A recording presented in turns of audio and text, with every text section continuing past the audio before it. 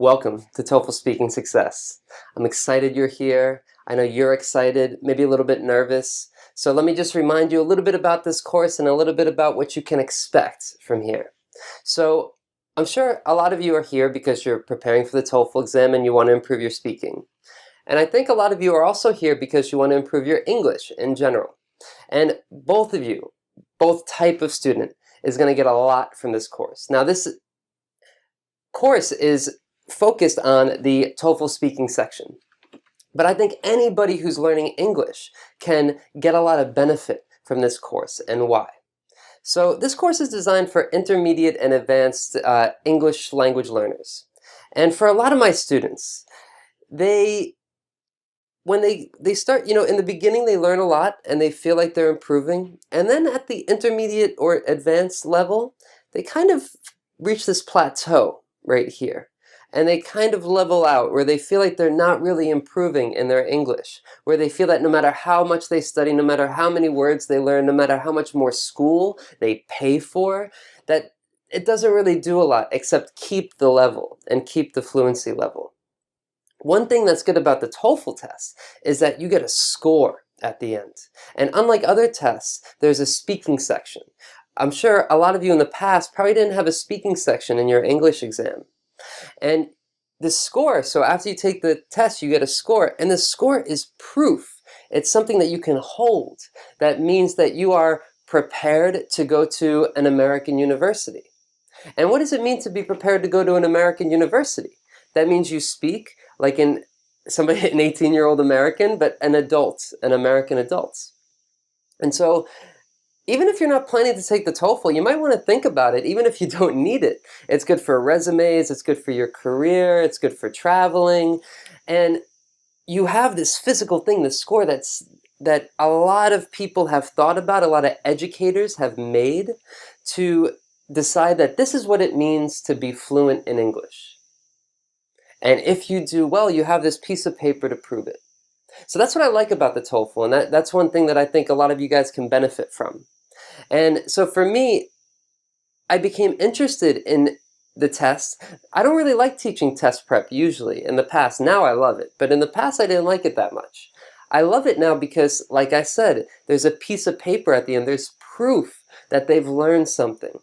And when I was teaching the TOEFL, I realized a lot of the textbooks were very dense and difficult. There were a lot of words on the page and very difficult words, a lot of academic words. And it was hard even for me to read. It's like a college level textbook.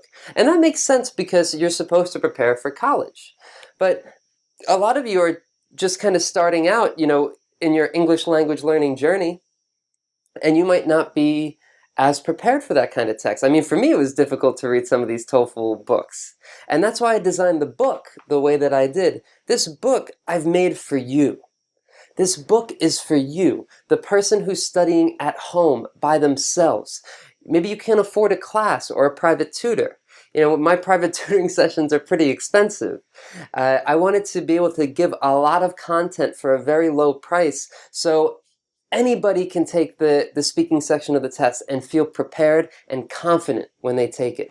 So this book, and if you see this book, what I've made is just totally different than anything else on the market right now. And the reason it's different is because I was thinking about the student and about how they, I don't know, when I look at a page and it's all writing, I kind of shut down.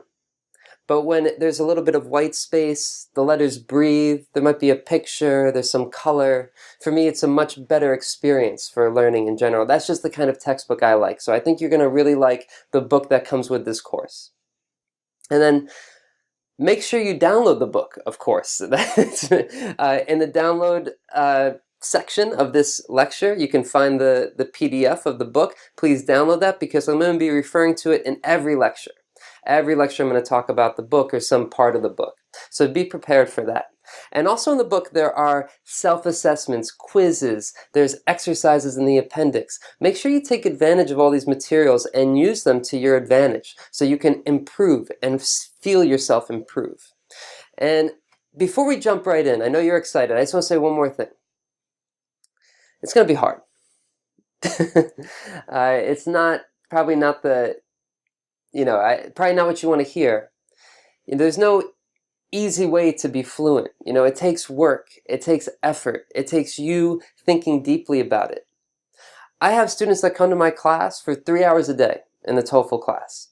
And then I tell them they should be studying at least 1 hour, but probably 2 hours outside of class every day. That's 5 hours of studying every day, besides going to class and also doing it at home. When I teach you something, it's not going to stay with you unless you become involved in it. You have to take what I tell you and take what you read in the book and do it yourself and go through the process yourself and set up times for you to study. You have to have a schedule for you to be able to succeed on the TOEFL exam and for you to improve your speaking in general. And one thing you're going to have to get used to, I'm going to say it again and again, but you're going to have to get used to recording yourself. It's hard for me to get in front of a camera. It was hard for me hearing my voice for the first time. I thought my voice was very deep. In my mind, my voice sounds like very cool and very deep. But it's not very high, but it's higher than I thought it was.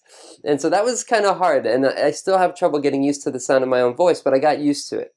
And I'm also studying Japanese right now as well. And I need to record myself so I can hear myself. What I hear when I'm speaking in the moment and what I hear when I record myself are two very different things. So make sure you do that. Make sure you're involved. And I'm excited. I'm excited that you're here. I hope you are too. And let's get to it.